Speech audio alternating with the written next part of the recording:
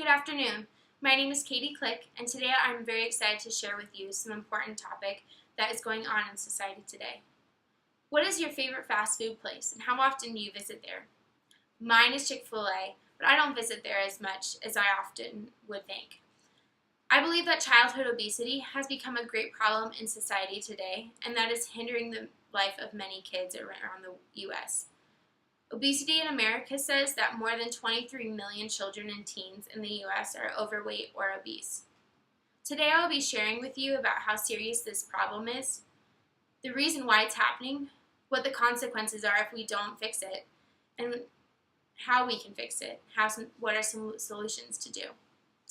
How many of you know someone who's obese or their children are obese?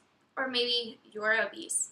I know it's a tough question to answer seriously and honestly, but this topic is so important and should not be taken lightly.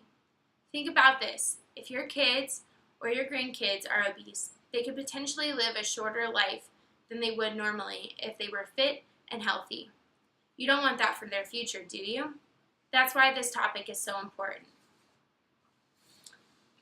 A scientist said the percentage of children aged 6 to 11 years in the United States who were obese increased from 7% in 1980 to nearly 18% in 2012. And similarly, the percentage of adolescents aged 12 to 19 who were obese increased from 5% to nearly 21% over the same period. Obesity is a real problem and needs to be taken care of sooner than later. Obesity can cause many problems, including death. Obese youth are more likely to have risk factors for cardiovascular disease, such as high cholesterol or high blood pressure. In a population-based sample of 5 to 17 years old, 70% of obese youth had at least one risk factor for cardiovascular disease.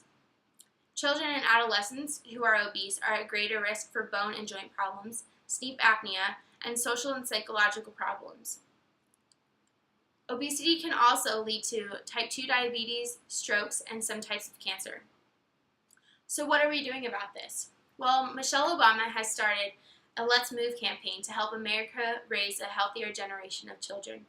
Online, you can learn about food and nutrition, some steps to taking action, and how to get active.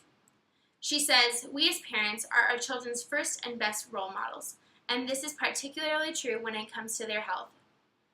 We can't lie around on the couch eating French fries and candy bars and expect our kids to eat carrots and run around the block, but too often that's exactly what we're doing."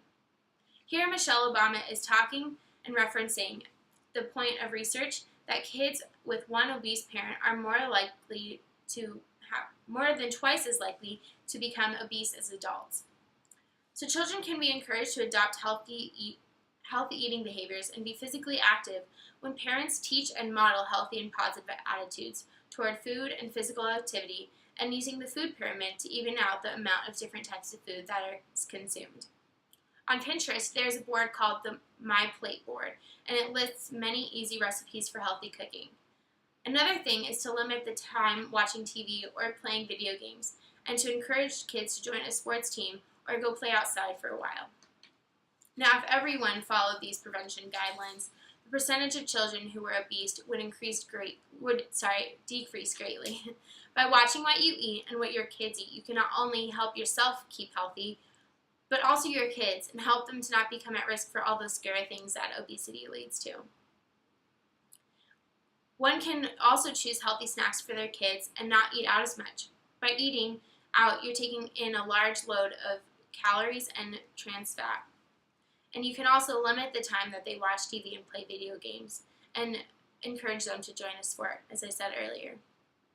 One may say that they're too busy to make healthy choices and that they're always on the run with taking kids to places, so the only easy way is to stop at a fast food place like McDonald's. A lot of times this is a family where the kids are already involved with sports, so all you need to do is just fix the intake of calories. Something to do is pack the night before the snacks, or even to make the meal for the next night, and just have it ready so that way you don't have to come home from work and do all of that. Another person might say that their kids don't like the healthy foods, but there are plenty of choices out there for you, and they taste just as great. You have to show your kids that you like them as well, because you are role models for them. So I spoke to you today about how we can decrease the percentage of kids who are obese in America. Childhood obesity is not just about the kids, it's about the parents too. Parents are able to control what their kids eat, and they are role models for them as well. Parents need to focus on what they're eating as well and choose to provide healthier meals and snacks for their families. So here's what I want you to do.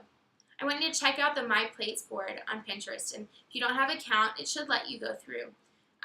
But see what these healthy choices are and how you can fix them or put them into your life. Also, I want you to check out Michelle Obama's website, www.letsmove.gov, and see how you can put some of the physical activity into your schedule. And also plan out the days and how much time your kids get to watch TV and play games, and then make them spend the rest of the time outside playing a game and join them, because that will help you get healthier as well. By getting your children involved in a sport and choosing healthier lifestyles for them, you can help them live longer. And so next time you think about eating out or pulling into that drive-thru, think about your health and the future health of your kids. I appreciate your time and thank you for listening.